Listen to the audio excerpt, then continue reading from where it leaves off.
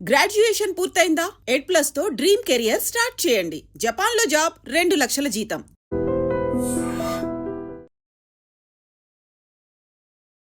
నమస్తే, welcome to I dream weekend update with కవిత.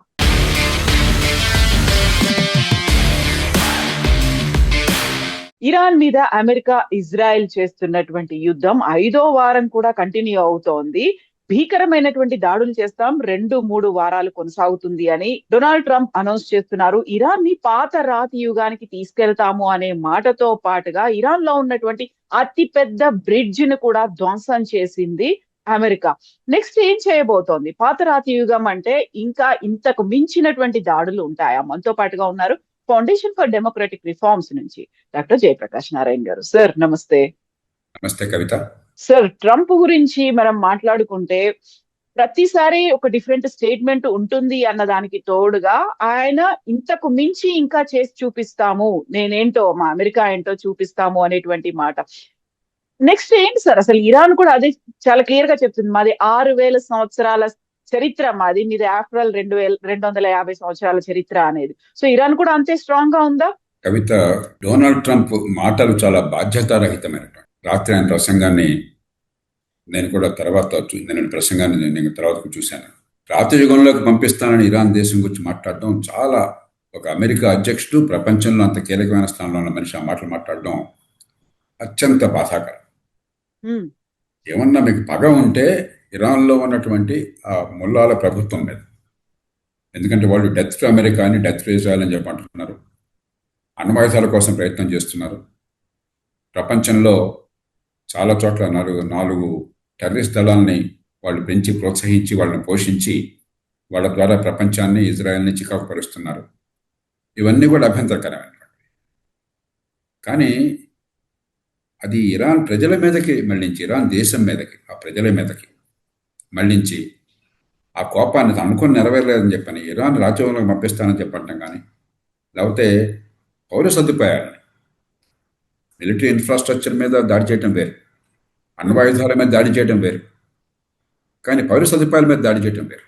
బ్రిడ్జ్లు కావచ్చు, మరొకటి కావచ్చు, విద్యుత్ కావచ్చు, మంచినీళ్ళు కావచ్చు. ఇది పూర్తిగా బాధ్యతారహితమైన చర్య. ప్రపంచానికి పరోక్షంగానో ప్రత్యక్షంగా నాయకత్విస్తున్నట్టు అమెరికా ఇలా ప్రవర్తిస్తే ఇంకా ప్రపంచానికి దిక్కెక్కడ? ఓ పక్కనేమో సరిగ్గా లోతుగా ఆలోచించకుండా హడావిడిగా యుద్ధంలోకి దిగి ఆ హార్మోన్ స్టేట్ మూతపెడితే ప్రపంచమంతా అల్లకల్లోలమవుతుంది.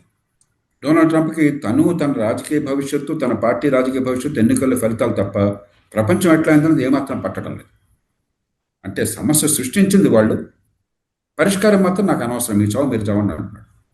మన కన్యాశుల్కంలో అగ్నిహోత్రోధాలను అంటాడు, కూతురి పెళ్లి బాల్య వివాహం చేయడం సంకల్పిస్తే భార్య, మిగతా వాళ్ళు వద్దని చెప్పంటే తాంబూలాలు ఇచ్చేసాను, తన్నుకు చావండి అని చెప్పాను. ఈయన తీరు అట్లా ఉంది. చేసినంత ఆయన. యుద్ధానికి అనాలోచితంగా, తొందరపాటుతో దిగింది తాను. యుద్ధం పర్యవసానం వల్ల ప్రపంచం మొత్తం అల్లకల్లం అవుతుంది. అమెరికాకి పెద్ద ఇబ్బంది ఉండదు. అమెరికాకి ఏం నష్టం? ఎందుకంటే అమెరికాకి వాళ్ళ అవసరాన్ని మించిన ఉత్పత్తి ఈ ముడి చమురు కానీ, లేకపోతే ఇంధనం కానీ ఉన్నది. అమెరికా ఆర్థిక వ్యవస్థ చాలా పటిష్టంగా ఉంది ప్రస్తుతం. ప్రపంచం అంతా అల్లకల్లోనమైన అమెరికాకి ఇబ్బంది లేదు. కాబట్టి మాకు ఇబ్బంది లేదు. కాబట్టి నాకు కావాల్సిన నా రాజకీయమైన ఎన్నికల ఫలితాలు తప్ప నేను సమస్యను సృష్టిస్తాను, మీ బతుకుని అందరికీ గందరగోళం చేస్తాను, మీ చావు మీరు చావండి అని చెప్పంటే అంతకంటే దారుణం ఇంకేమైనా ఉందా? సరే, ఇరాన్లో బాధ్యత రాహిత్యం మనకు తెలిసింది.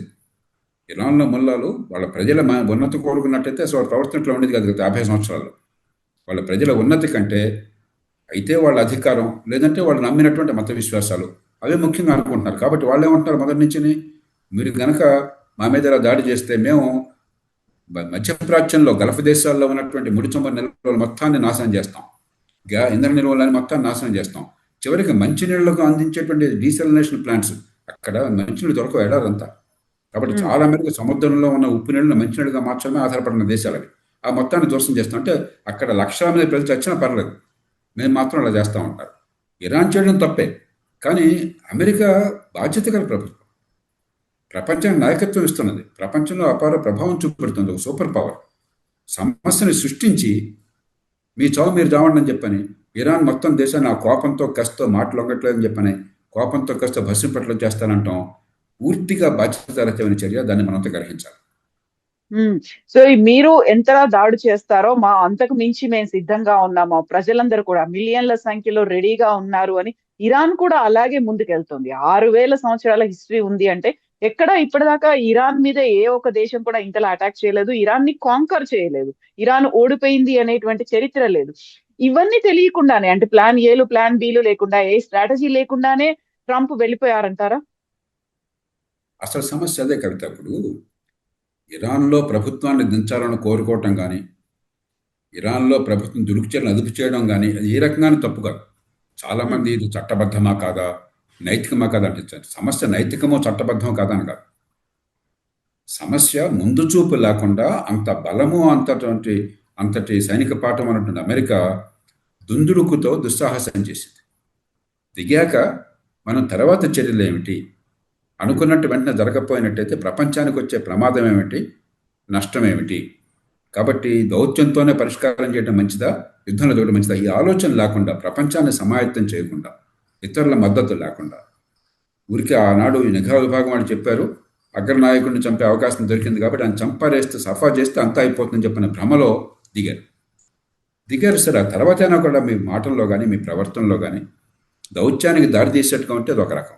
అలా కాకుండా ఇరాన్లో వాళ్ళు ఎంత అపసవ్యంగా మాట్లాడుతున్నారు, అంతకంటే ఎక్కువ దుర్భాషలు మీరు వాడి రెచ్చగొట్టే ధోరణి ప్రదర్శించి మొత్తం నాశనం అయిపోతే నాకేం పోయింది, హార్మోన్ స్టేట్ ఉన్నది, ప్రపంచం మొత్తానికి 20% అంచనా అక్కడి నుంచి వస్తే మనందరికీ తెలుసు, దానికి ప్రత్యామ్నాయం లేదు.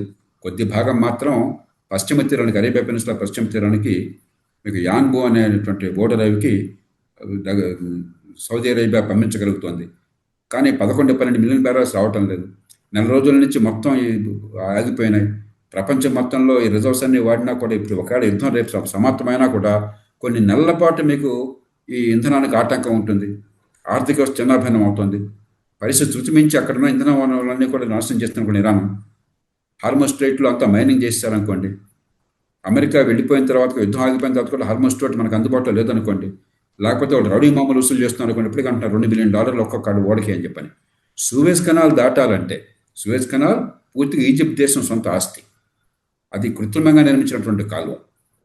ఆ సూయజ్ కెనాల్లో ఓడలు రావడం చేత కొన్ని $10,000, కొన్ని లక్షల డాలర్లు ఒక్కొక్క ఓడకి మిగులుతుంది. ఎందుకంటే ఇంకో 30 రోజులు అదన ప్రయాణం తగ్గుతుంది, 30 రోజులు ఇంధనం ఖర్చు తగ్గుతుంది. ఈ రెండు పోతే కొన్ని లక్షల డాలర్లు ఒక్కొక్క ఓడకి మిగులుతుంది. కాబట్టి సూయజ్ కెనాల్లో $1,06,000, $1,10,000 అక్కడ వసూలు చేస్తున్నారు సగటున, ఒక 40,000, 45,000 టన్నుల ఓడకి. వీళ్ళు ఓడకి $2 మిలియన్ అంటున్నారు. ఇది అంతర్జాతీయ రహదారి, ప్రపంచానికి హక్కులున్నాయి, ప్రపంచంలో ఇంతవరకు ఎప్పుడు జరగదు అలాంటిది. కాబట్టి ప్రపంచం మొత్తాన్ని అతలకుతలం చేశారు.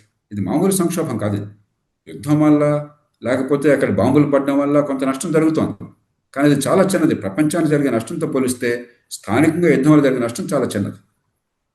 వాళ్ళు చైనా కావచ్చు, భారత్ కావచ్చు, ఆగ్నేయేషియా కావచ్చు, జపాన్ కావచ్చు, యూరప్ కావచ్చు, సరే దాడులకు ప్రత్యక్షంగా గురుతున్న మధ్యప్రాచ్య దేశాలు కావచ్చు, అక్కడ గల్ఫ్ దేశాలు కావచ్చు, తీవ్ర సంక్షోభంలో ఇరుక్కుపోయినాయి. వాళ్ళు ఏ పాపం ఎరగరు, వాళ్ళకేం సంబంధం లేదు. మనకేం సంబంధం ఉంది, చైనాకేం సంబంధం ఉంది.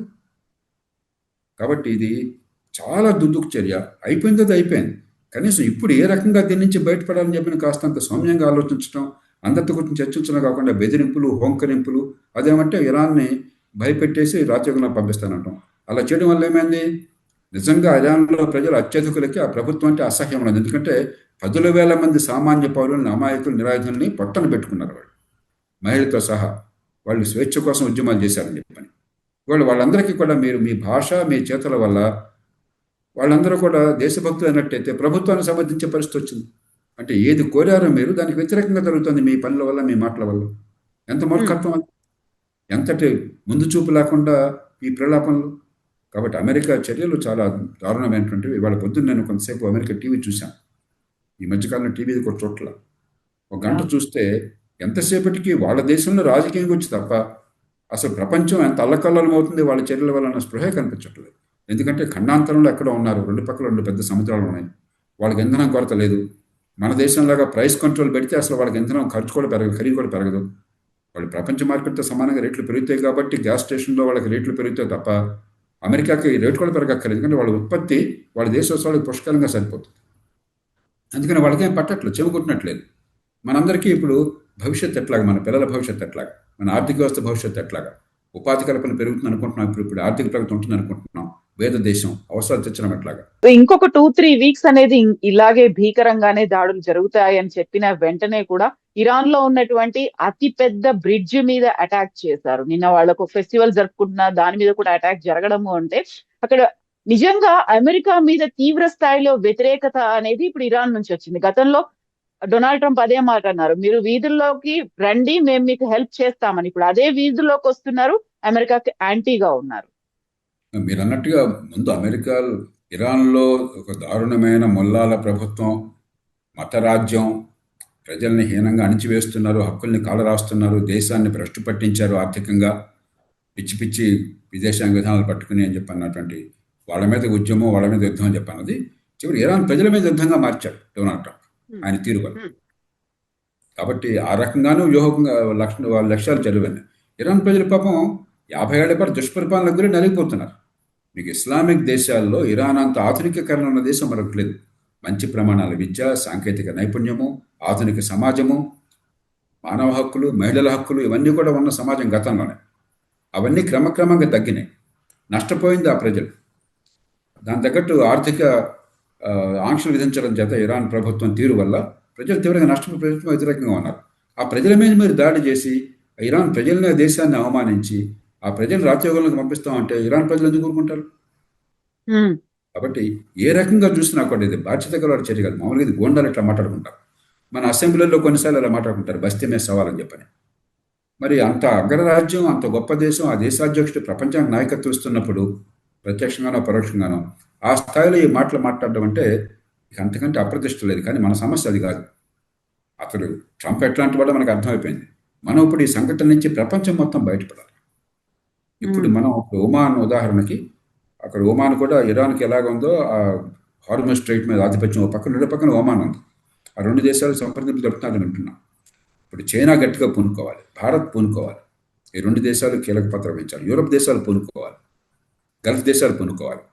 ఈ 4 ప్రాంతాల నుంచి ఇరాన్తోనూ ఒమాన్తోనూ కూర్చుని అందరూ అంగీకరించేటువంటి, న్యాయంగా జరిగేటువంటి, అంతర్జాతీయంగా ఈ స్వేచ్ఛ, ఈ నౌకా వాణిజ్యానికి, నౌకల రవాణాకి స్వేచ్ఛ ఉండేట్టుగా, అదే సమయంలో ఇరాన్ ప్రతిష్ట గౌరవం ఉండేట్టుగా ఏదో ఒక మధ్య మార్గాన్ని వెంటనే అన్వేషించడం కోసం మనందరం పూనుకోవాలి తప్ప మనందరం కాలు ఎత్తేస్తే చివరికి సమస్య మరింత ముదిరిపోతుంది. కాబట్టి సమస్య ఎవరు సృష్టించినా కూడా దానికి బాధ్యతలో మనం అంతా. భారతదేశం పెద్ద బాధ్యతలో దేశం, చైనా పెద్ద బాధ్యత దేశం. మనందరి మధ్య ఉన్న పొరపక్షాలు తర్వాత చూసుకోవచ్చు. చైనా కూడా చాలా బాధ్యతగా మాట్లాడుతుంది. చైనా ఏమంటుంది, హార్మోజ్ స్ట్రైట్ని వాణిజ్యానికి పూర్వంలాగా అందరికీ అందుబాటులో ఉండేట్టు చేయాలి. చాలా సరైనటువంటి స్వాభావిక మాట. మనది కూడా అదే మాట, యూరప్ అదే మాట. కాబట్టి మనందరం పోనుకున్నప్పుడు ఏదో రకంగా సయోధ్యని సాధించాలి. అక్కడ కాల్పుల విరమణ, హార్మోజ్ స్ట్రైట్ని ఓపెన్ చేసే రీతిని ఉండేట్టయితే కాల్పుల విరమణ వచ్చేట్టు చేయాలి. మనం దీర్ఘకాలిక పరిష్కారం కోసం ప్రయత్నించాలి. Sir, who bells the cat first అంటారు. పిల్లి మెడలో ఎవరు గంట కడతారు అనేది, అది ఎవరున్నారు సార్? ఎవరు ముందుకు వస్తున్నారని మీరు అనుకుంటున్నారు సార్? ఇప్పుడు ఐక్యరాజ్య సమితి మామూలుగా నిర్వీర్యం అయిపోయింది. ఇప్పుడు సరైన అదనం. ఐక్యరాజ్య సమితిలో అమెరికా మినహాయిస్తే మిగతా 4 శాశ్వత సభ్యత్వ ఉన్న దేశాలు, చైనా, రష్యా, బ్రిటన్, ఫ్రాన్స్, ఈ 4 కూడా హార్మోజ్ స్ట్రైట్ ఓపెన్ కావాలని, ఇక్కడ శాంతి కావాలని కోరుకుంటున్నాయి. అమెరికాకు కూడా అప్పుడు అగౌరవం లేకుండా హార్మోజ్ స్ట్రైట్ కనుక ఓపెన్ చేసేట్టయితే, అణ్వాయుధాలకి వెళ్ళమని చెప్పిన మాట ఇచ్చేట్టయితే, ఆ 2 షరతులు తప్ప మిగతా 5 షరతులు ప్రస్తుతానికి పెట్టిన తర్వాత చూసుకోవచ్చు, దౌత్యంలో చూసుకుందాము అని చెప్పిన 2 పక్కల ఒప్పించాలి. ఈ 2 ఒప్పుకుంటే కల్పన జరుగుతుంది ఇరాన్కి చెప్పాలి. ఎందుకంటే ఆ విధ్వంసం ఇరాన్కి నష్టమే. దీనిలో అమెరికాకు పోయేదేం లేదు, ప్రతిష్ట పోతుంది. ప్రతిష్ట ఎట్లాగో పోయింది, అమెరికా మీద నమ్మకం పోతుంది. కానీ అమెరికాకి ఆర్థికంగా పెద్ద ఇబ్బంది ఏం లేదు, సైనిక పరంగా ఇబ్బంది ఏం లేదు.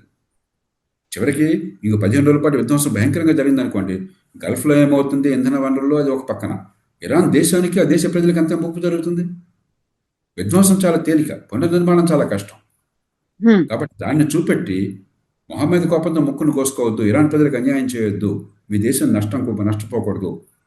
కాబట్టి హార్మోజ్ స్ట్రైట్ని మీరు ఓపెన్ చేయండి, ఆ తర్వాత మిగతా మాట్లాడుకుందాం. ఆ ఒక్కటి ఒప్పుకున్నట్టయితే మనం యుద్ధాన్ని ఆపించి ఏర్పాటు చేద్దాం అని చెప్పి ట్రంప్ కూడా, చూడండి మీరు గట్టిగా అన్నారు, హార్మోజ్ స్ట్రైట్ ఓపెన్ చేశారు, మీరు చేయవలసిన చేశారు, భయపెట్టారు, ఇరాన్ని చాలా ధ్వంసం చేసామంటున్నారు, ఇంకా ఊరుకోండి అని చెప్పి ఆయన కూడా చెప్పచ్చు. ఏదో రకంగా మనం సౌజ్యం సాధించాలి.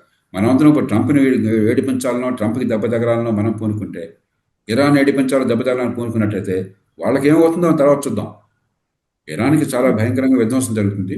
ట్రంప్కి పెద్ద ఏం కాదు, అమెరికాకి ఏం కాదు, మనందరం నష్టపోతాం.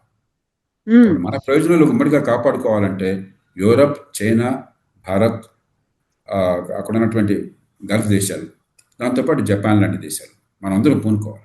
సో ఇప్పుడు అమెరికాలో చెందినటువంటి క్లౌడ్ సెంటర్లు, డేటా సెంటర్ల మీద కూడా దాడి చేస్తుంది. ఆ తర్వాత అండర్ గ్రౌండ్ లో ఉన్నటువంటి సముద్ర గర్భంలో ఉన్నటువంటి కేబుల్స్ మీద ఒక సైబర్ వార్ఫేర్ కూడా రూపాంతరం చెందుతోంది. ఆ తర్వాత బూట్స్ ఆన్ ద గ్రౌండ్స్ అని అక్కడ ఉన్నటువంటి ఆర్మీ కూడా రంగంలోకి దిగుతున్నారు. ఇవన్నీ చూస్తుంటే ఇది ఈ మధ్యలోనే తగ్గిపోయే అవకాశం కానీ మధ్యవర్తిత్వాలు లేకపోతే శాంతి చర్చలు అనేటువంటి పరిస్థితులు అయితే కనిపించట్లేదు. రెండు కూడా తూతూ మేమే అన్నట్టుగానే వెళ్ళిపోతున్నాయి. కాబట్టి నిజంగా ఇన్వాల్వ్మెంట్ అనేది భారతదేశం నుంచి ముందు నుంచి కూడా కాల్స్ ఏదైనా వచ్చాయి, లేకపోతే ఇతర దేశాలు ఏదైనా ఉంటే భారతదేశం కొంచెం ఫ్రెండ్లీ నేషన్, ఆ తర్వాత న్యూట్రల్ గా ఉంటుంది, మా సపోర్ట్ చేస్తుంది అనేది. బట్ అలాంటి కాల్స్ కూడా రావట్లేదు, మనం కూడా ఇంటర్వ్యూన్ అవ్వట్లేదు, మోదీ ఎందుకు సైలెంట్ గా ఉన్నారు అనేది ఉంది కదా సార్.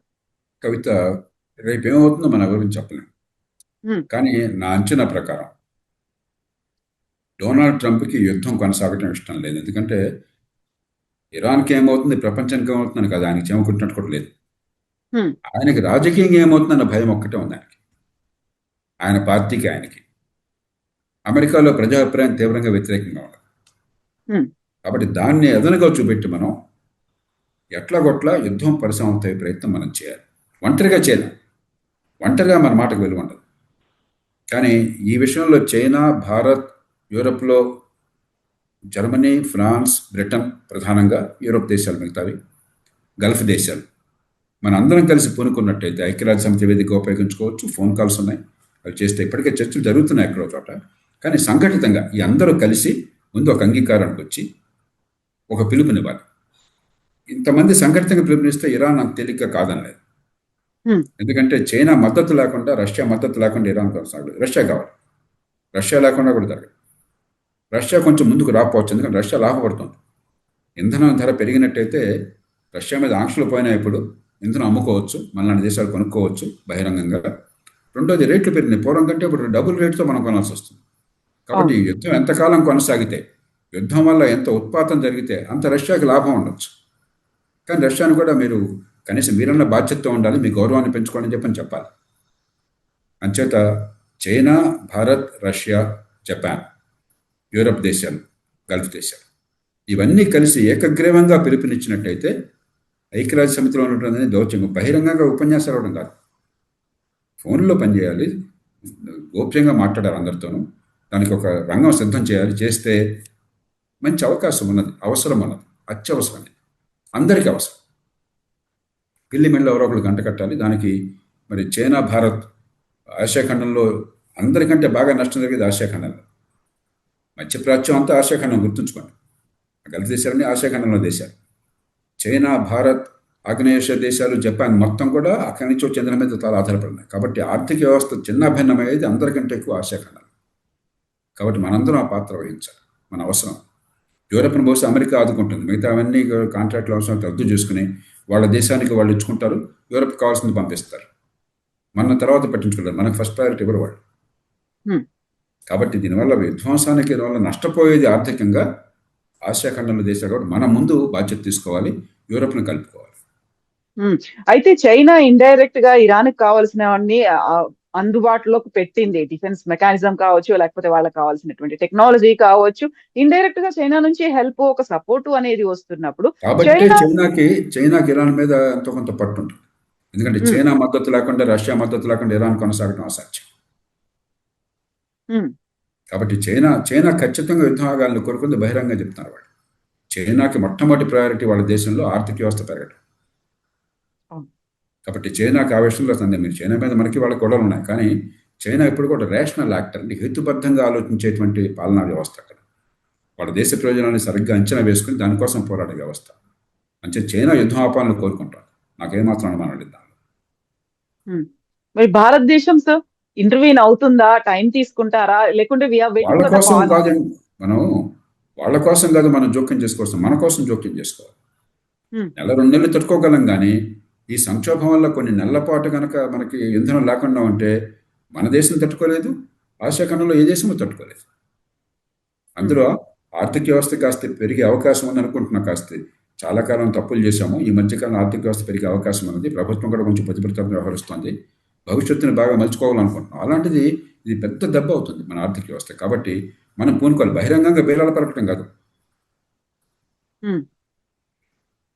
హడావిడి లేకుండా చైనాతో మాట్లాడాలి, జపాన్తో మాట్లాడాలి, యూరోప్ దేశాలతో మాట్లాడాలి, గల్ఫ్ దేశాలతో మాట్లాడి ఊకుమ్మడిగా ఒక దేశం ముందుకు వస్తున్నట్టు కాకుండా, ఏదో మనం పెద్దరికం వస్తున్నాం కాకుండా, మన అందరం కలిసి అటు ఐక్యరాజ్య సమితిని ఇతర వేదికలను వెంటనే ఉపయోగించుకుని క్షణాల మీద గంటల మీద మనం అందరం ఉమ్మడిగా కనుక ఒక ప్రణాళిక ఇచ్చినట్టయితే దౌత్యపరంగా గోప్యంగా ఈ రెండు దేశాలతో మాట్లాడితే అటు అమెరికాతోనూ ఇటు ఇరాన్తోనూ పరిష్కారానికి అవకాశం. ఎస్ సార్, చూద్దాం ఎంతకాలం కొనసాగుతుంది, ఎవరు ముందుకు వస్తారు అనేది. Thank you so much sir. Thank you sir. And for more videos, Please subscribe to iDream. Please subscribe to iDream. Please subscribe iDream. And please subscribe to iDream. For more videos, subscribe to iDream.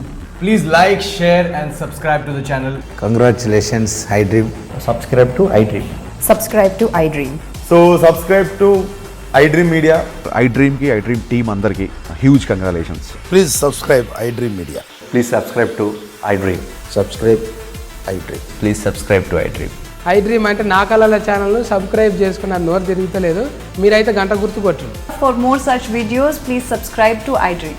Subscribe to iDream. Please subscribe to iDream. Please subscribe iDream Media. Please do subscribe to iDream. Please subscribe to iDream Media. For best entertainment and information, please subscribe iDream. And don't forget to subscribe to iDream.